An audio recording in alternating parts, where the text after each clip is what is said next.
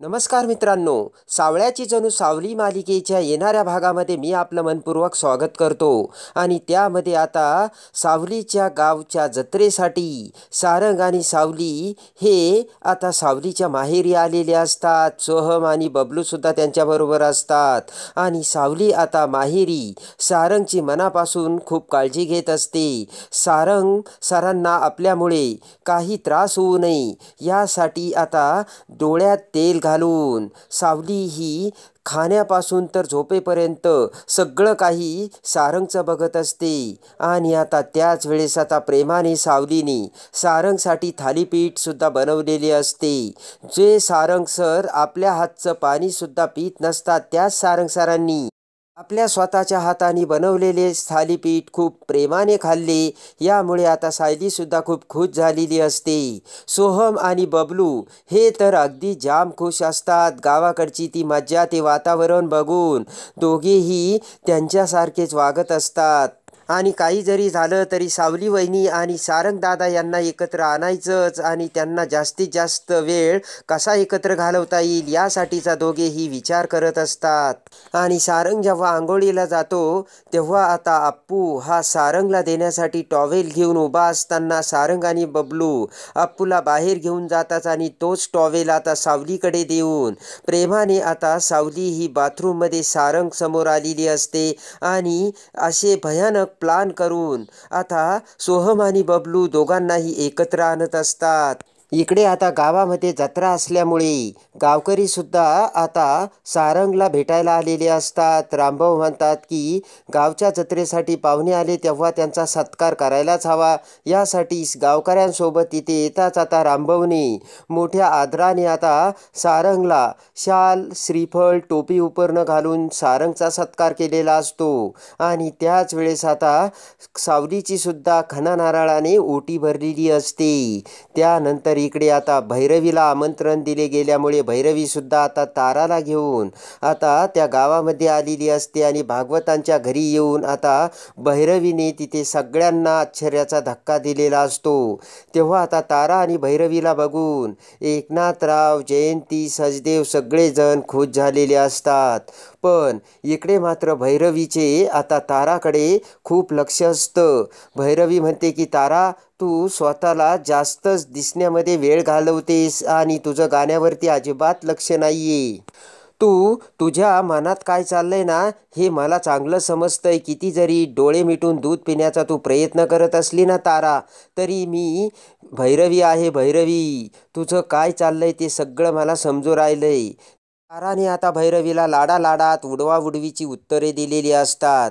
दोघीही आता भागवतांच्या घरी आलेली असतात. आणि तिथे आता भैरवी ही सावलीला बघते. सावलीला बघताच भैरवीच्या डोक्यात राग आलेला असतो. भैरवी म्हणते की ही पोरगी इथे सुद्धा आली ना, पण आता हिची नस कशी आवळायची ही तर आपल्याच हातात आहे. कुठे जाणार?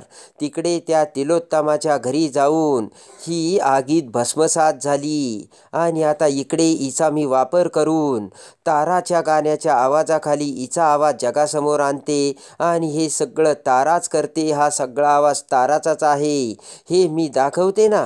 आणि याचा मी आता इथे सुद्धा या गावात फायदा उचलणार असे आता भैरवीने ठरवलेलं असतं. पण आता सारंग हा सावलीसोबत आला असल्यामुळे भैरवी सावलीकडे येते. भैरवीला वाटते की आता पुन्हा एकदा आपण सावलीला खडसावून सांगावं की तुझा आवाज कुणालाही कळता कामा नाही. आणि असा दम द्यायला आता भैरवी सावलीसमोर येते.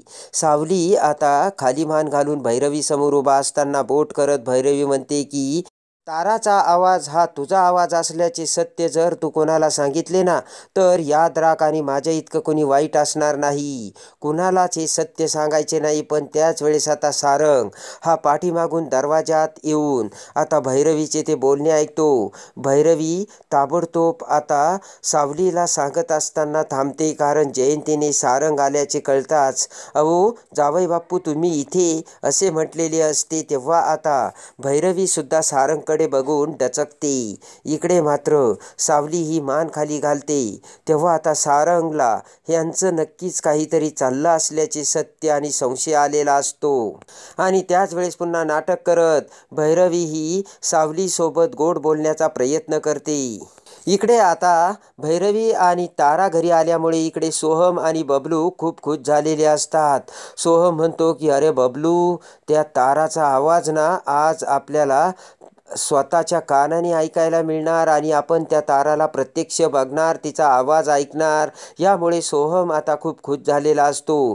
आता भैरवी ताराला सांगते की हे बघ तारा, या गावात सुद्धा आपली प्रतिष्ठा आणि आपला मान एकच नंबर राहिला पाहिजे. आणि काहीही करून सारंग आणि ती सावली इथे आली ना, त्यांच्या नाकावर टिचून तुला गाणे गायचं इथे. तेव्हा आता तारा म्हणते की मॉम, पण तुला माहिती आहे ना. तर आता भैरवी म्हणते की तू त्याची काही काळजी करू नकोस, गाणार तर ती पोरगी सावलीच आहे, फक्त तुला व्यवस्थित ॲक्टिंग करायची. तेव्हा आता तारासुद्धा खूप खुश झालेली असते.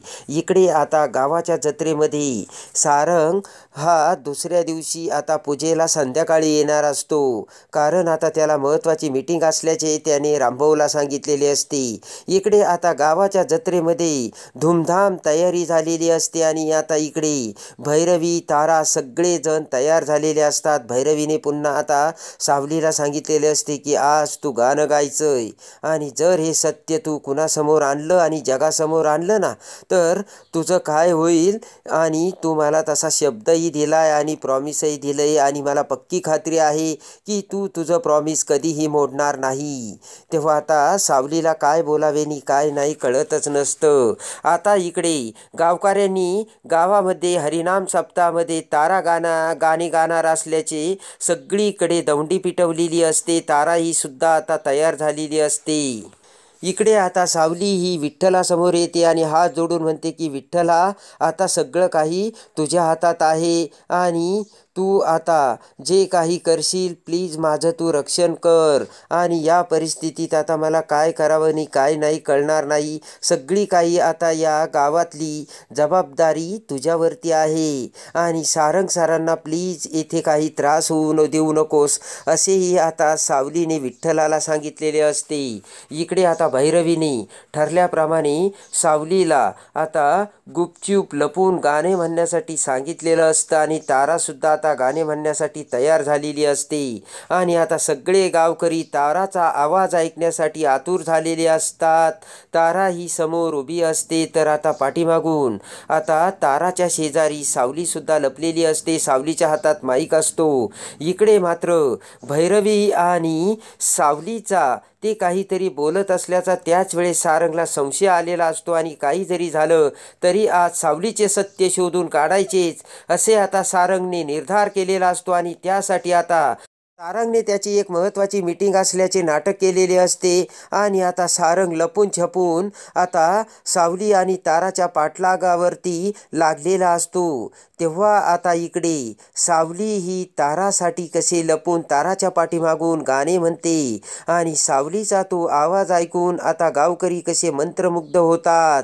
पण पाठीमागून आता चोरून आलेला सारंग जेव्हा आता सावली ही ताराच्या आवाजात गाणं गात असल्याचे सत्य जेव्हा आता सारंग समोर येते, तेव्हा आता मोठ्या सत्याचा बॉम्ब फुटून सावलीचा आवाज, सावलीचा गोड गळा आणि सावलीचे ते गाणे ऐकताच सावली हीच खरी गान कोकिळा असल्याचे सत्य कसे आता सारंग समोर येते. आणि सारंग सावलीचे ते गाणे ऐकून कोणता निर्णय घेतो हे बघण्यासाठी आणि सावळ्याची जणू सावली मालिकेच्या डेली अपडेटसाठी बेल नोटिफिकेशनवर क्लिक करून आपल्या चॅनलला लाईक करा, सबस्क्राईब करा.